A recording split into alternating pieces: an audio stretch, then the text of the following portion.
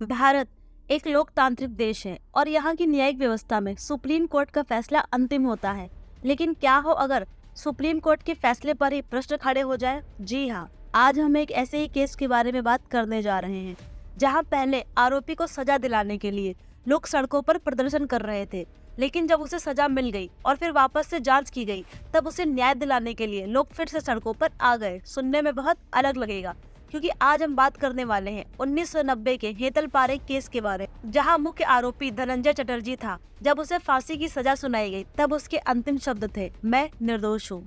इसके बाद वापस से जांच शुरू की गई जिसमें कुछ ऐसे तथ्य सामने आए जिसमें पुलिस की लापरवाही, सही से जांच न करना और ऐसा लग रहा था कि सबने मिलकर धनंजय को फंसाया है। तो क्या है हेतल पारेख केस? चलिए शुरू करते हैं एकदम शुरू से।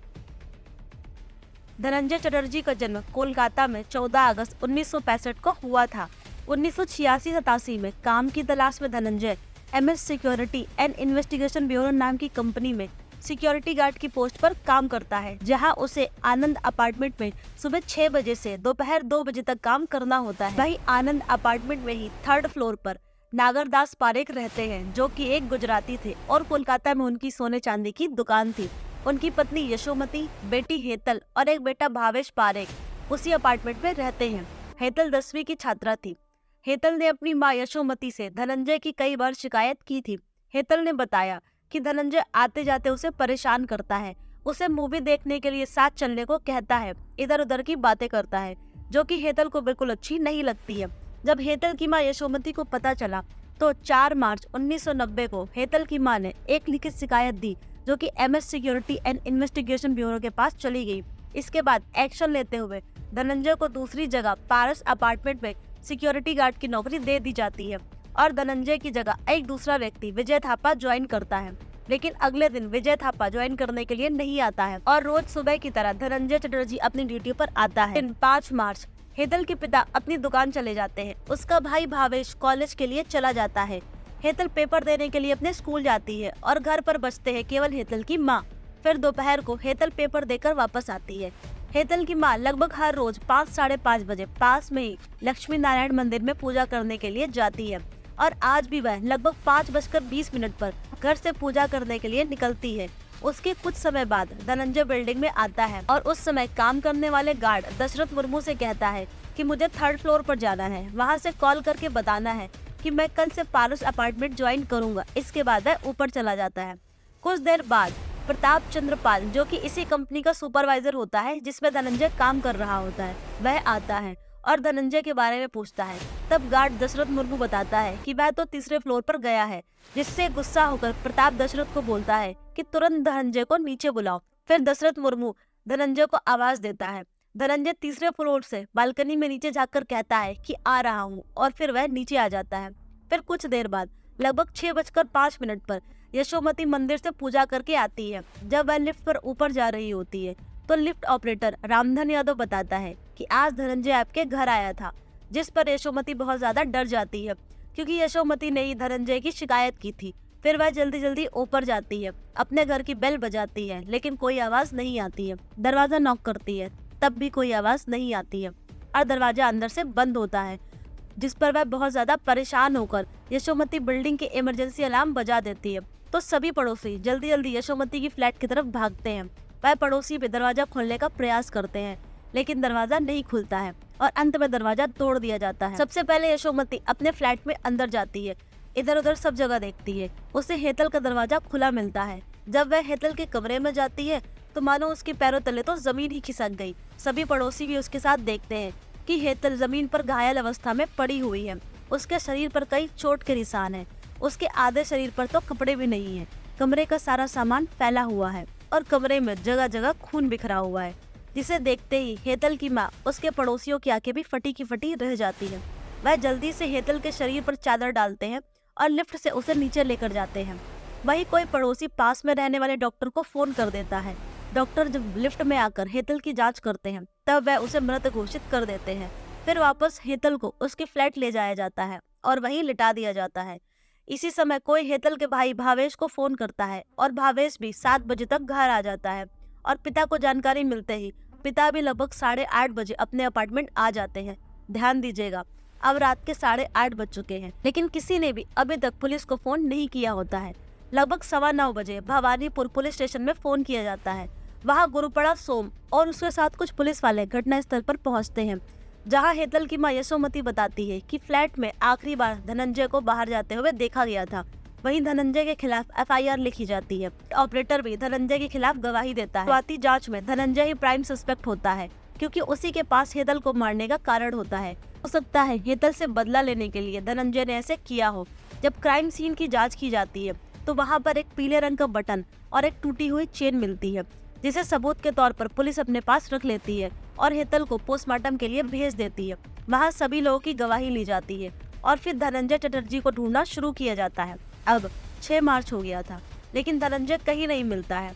जहाँ जहाँ धनंजय का आना जाना होता है उसे सब जगह ढूंढा जाता है, लेकिन फिर वह कहीं नहीं मिलता है। लेकिन 12 मार्च को वह अपने गांव में मिलता है, जहाँ उसके कमरे की तलाशी ली जाती है तो वहाँ पर उसे एक रिचो कंपनी की रिस्ट वॉच मिलती है। वहीं एक पीले रंग की शर्ट और एक ट्राउजर भी मिलता है, जिसे पुलिस सबूत के तौर पर अपने पास रख लेती है। जहां वह बार बार अपने आप को बेकसूर बताता है।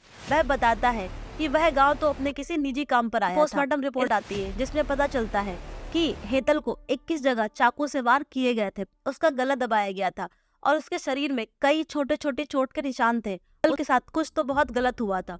हेतल के नाखूनों में कुछ बाल और कुछ टिश्यूज पाए गए थे। सभी सबूतों को लेकर मामला निचली अदालत में जाता है, जहां केस की गंभीरता को देखते हुए और सारे एविडेंस धनंजय के खिलाफ होते हुए उसे मौत की सजा सुनाई जाती है। वही धनंजय हमेशा से ही अपने आप को निर्दोष बताता है। फिर निचली अदालत में फैसले को कोलकाता हाई कोर्ट में चैलेंज किया जाता है, लेकिन सभी गवाहों और सबूत को देखते हुए मौत की सजा को बरकरार रखा जाता है। फिर धनंजय इस फैसले को सुप्रीम कोर्ट में भी चैलेंज करता है और सुप्रीम कोर्ट भी फांसी की सजा बनाए रखती है। जहां धनंजय बार बार अपने आप को निर्दोष बताता है, लेकिन फिर भी वह अपने अगेंस्ट कोई भी सबूत नहीं दे पाता है। फिर 12 साल तक धनंजय जेल में रहता है और 25 जून 2004 को फांसी की सजा निश्चित की जाती है। लेकिन फांसी के एक दिन पहले 24 जून 2004 को वह तत्कालीन राष्ट्रपति एपीजे अब्दुल कलाम से मर्सी पिटीशन डालता है, जिसमें कुछ दिन के लिए उसकी फांसी टाल दी जाती है। लेकिन के विरोध में बंगाल में कई रैलियां निकाली जाती हैं। सभी की मांग थी कि धनंजय को जल्द से जल्द फांसी दी जाए, जिसका समर्थन तत्कालीन सीएम और उनकी पत्नी भी कर रहे थे। विरोध बहुत अधिक बढ़ गया था, जिसके चलते 14 अगस्त की दिन निर्धारित किया जाता है। उसे फांसी देने वाले व्यक्ति नाटा मलिक, जो कि रिटायर होने वाले थे, उनकी मांग थी कि उनके बेटे की सरकारी नौकरी लग जाए और अंत में उनकी मांग भी मांग ली जाती है और नाटा मलिक ही धनंजय को फांसी पर लटकाने का काम करते हैं। सुबह 4 बजे पुलिस और डॉक्टरों की उपस्थिति में धनंजय को फांसी दी जाती है और फिर डॉक्टर भी इस बात की पुष्टि कर देते हैं। वही फांसी देने वाले नाटा बताते हैं कि धनंजय के आखिरी शब्द थे, मैं निर्दोष हूँ। जिस कुछ समय बाद आईएसआई के देवशिष्ट और प्रबल गुप्ता अपनी तरह से जांच करते हैं, जहां वे उन तथ्यों के बारे में बात करते हैं जिसको अभी तक पूरी तरीके से नकारा गया था। पूरे मामले में धनंजय चटर्जी ही मुख्य आरोपी था। अब सुनते हैं इस कहानी का दूसरा पक्ष, जिसे पूरी तरीके से अनदेखा कर दिया गया था। अगर इन तथ्यों पर सही से ध्यान दिया जाता तो शायद इस केस की और अच्छे तरीके से जांच की जा सकती थी। आपको याद होगा, लिफ्ट ऑपरेटर रामदल से दोबारा पूछताछ की गई, जिसमें उसने बताया कि हर रोज हेतल की मां शाम को 5 बजे मंदिर के लिए निकलती थी, लेकिन उस दिन वह 4:10 पर ही निकल गई थी। तो यशोमती ने पुलिस से झूठ क्यों बोला था? दूसरा, हेतल के शरीर पर 21 बार चाकुओं से मारने के निशान थे, लेकिन धनंजय के पास ऐसा कोई चाकू नहीं मिला था और न ही पुलिस ने उस मर्डर वेपन को ढूंढने की कोई कोशिश की थी। तीसरा, जब पुलिस ने एफआईआर लिखी थी तब उस एफआईआर पर घर वालों के साइन होते हैं, लेकिन उस एफआईआर की कॉपी पर घर वालों के साइन न होकर पास में एक चाय वाले के साइन थे, जो चाय वाला रोज वहाँ पर चाय देने के लिए आया जाया करता था। पर ऐसा आपको याद होगा कि हेतल के नाखूनों में कुछ टिश्यूज और बाल मिले थे, जिसकी डीएनए जांच करके पता लगाया जा सकता था कि वह धनंजय के हैं या नहीं, लेकिन इतने अहम सबूत की जांच नहीं कराई गई। ऐसा क्यों? पांचवा, हेतल के घर में बहुत सारे कीमती सामान पड़ा हुआ था, फिर धनंजय ने वहां से रिस्ट वॉच ही क्यों चुराई? वह कुछ और भी तो चुरा सकता था। छठा, आनंद अपार्टमेंट में रात में ड्यूटी करने वाले दशरथ मुर्मू, जिसने बताया था कि लगभग 5:20 पर धनंजय हेतल के फ्लैट पर गया था, लेकिन वह बार बार अपना बयान बदल रहा था। वहीं बाद में पता चला कि धनंजय और दशरथ मुर्मू के बीच में विवाद चलता था। तो हो सकता है धनंजय को फंसाने के लिए दशरथ गलत बयान दे रहा हो। दशरथ ने अपने बयान में बताया कि जब कंपनी के सुपरवाइजर आया तो वह नीचे से धनंजय को आवाज लगाता है, जिससे धनंजय बालकनी से झांक कर जवाब देता है। लेकिन जब जांच की गई तब पाया गया कि बालकनी से कोई भी नीचे नहीं झांक सकता है, क्योंकि वहां लोहे की ग्रिल लगी हुई है। तो फिर धनंजय के लिए दशरथ ने झूठ क्यों बोला? वही केस की सुनवाई में हेतल की मां यशोमती नहीं जाती थी और जल्द ही पूरा परिवार वापस से अपना बसा बसाया घर और बिजनेस छोड़कर गुजरात शिफ्ट हो गया। पर क्यों? जब इस केस की यह रिपोर्ट आई तो पूरे बंगाल में वापस से धनंजय केस की जांच के लिए मांग उठने लगी, लेकिन सरकार और पुलिस दोनों ने इस पर कोई ध्यान नहीं दिया। आपको क्या लगता है कि क्या सच में धनंजय ने ही हेतल को मारा था या फिर धनंजय निर्दोष था, उसे फंसाया जा रहा था? अपनी राय हमें कमेंट बॉक्स में बताएं। साथ ही भारत देश की न्यायिक व्यवस्था पर आपका क्या कहना है, आप अपनी राय हमें बता सकते हैं। अगर आपको हमारा काम अच्छा लगा हो तो वीडियो को लाइक कीजिए और चैनल पर पहली बार आए हो तो चैनल को सब्सक्राइब कीजिए और अधिक से अधिक शेयर करें। जल्द मिलेंगे एक और नई सच्ची घटना के साथ। तब तक अपना ध्यान रखें। जय हिंद, जय भारत।